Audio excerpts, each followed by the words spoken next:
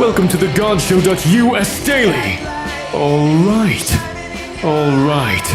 I have a contract in my hand, and it says tonight I am announcing a comeback.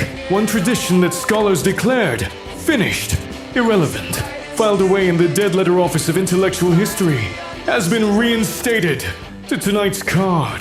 One question, 15 wisdom traditions, one arena. The booking committee did not consult me, and I cannot believe what I am about to witness.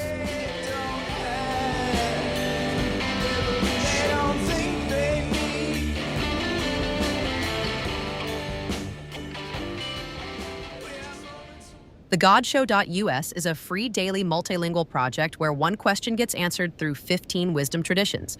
Find today's question, ask your own, and discover your personal belief profile at thegodshow.us.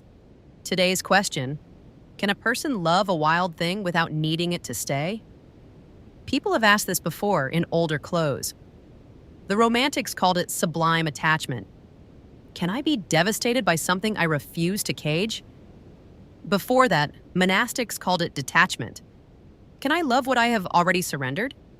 Strip those costumes off and the question is still standing there, cold, in an open field. Can a person love a wild thing without needing it to stay? Buddhism answers this before you finish asking. It says the leaf releases the branch before the branch releases the leaf. Meaning, you already knew this. You have stood at a window, hands open, watching something go, and that wasn't the love failing. That was the love completing itself. Buddhism is unusual here because it doesn't frame open-handedness as a discipline you earn. It frames it as something you were already doing, even when it hurt. If you've ever felt grief that somehow felt clean, not broken, just finished, this is the tradition pointing at that experience and saying, yes, exactly that. Buddhism is clean because it sidesteps the hardware store problem. You're holding the wrong size. You bought a bolt for a thing you were building, and you're standing in the aisle realizing the thing you were building was always slightly the wrong shape for what you needed. Buddhism says, return the bolt. Taoism says you carried the bolt here inside a cage you built and called a question. The cage is the problem, not the bolt. Taoism's version is actually sharper and a little annoying. It says 3 times the wild thing has already left while you were deciding how to hold it.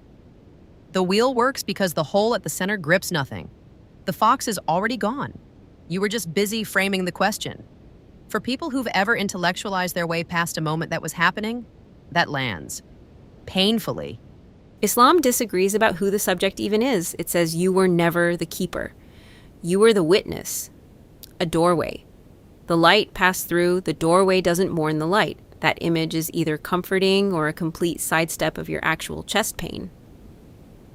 And where you land depends entirely on whether you accept the prior claim, that a true guardian exists above your grief. That's the theological stake.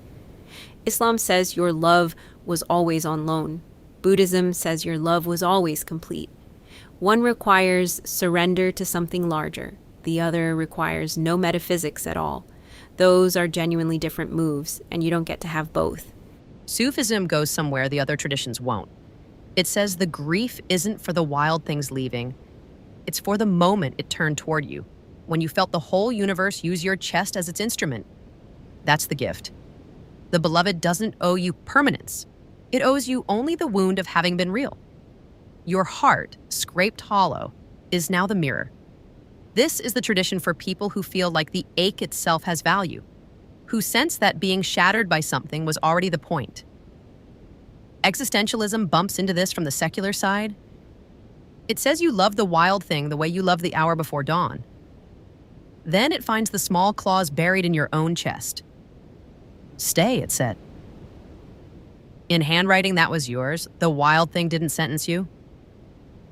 You sentenced it in the courtroom of your need to a life it never agreed to live.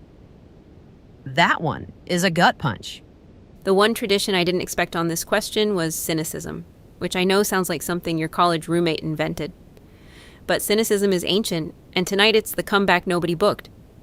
It says, the needing arrives quietly, around the 3rd week wearing the face of care. You leave water out, then a name, then a place at the table. The wild thing hasn't moved.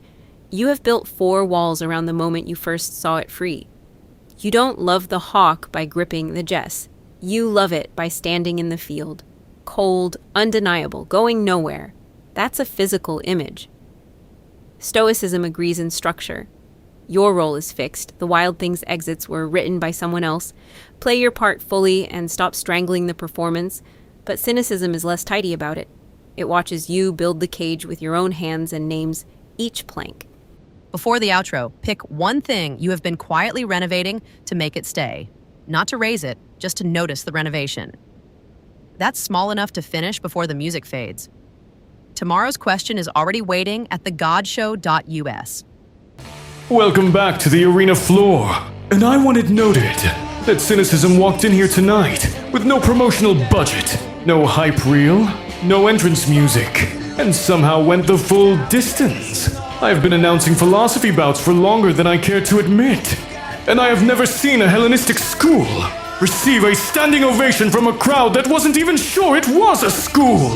TheGodShow.us is a free daily multilingual project. Keep it running by subscribing wherever you found this, sharing it with someone who has recently left water out for something that wasn't coming back, and visiting TheGodShow.us to ask your own question. TheGodShow.us would like to thank our sponsor, Typeset.us. When generic web typography is letting you down, refine your work for free using Typeset.us. And thanks to dyorkmusic.com for our dark rock intro tune. The Wild Thing has left the building. The doorway is still standing. See you tomorrow for our take on the God Show's question of the day.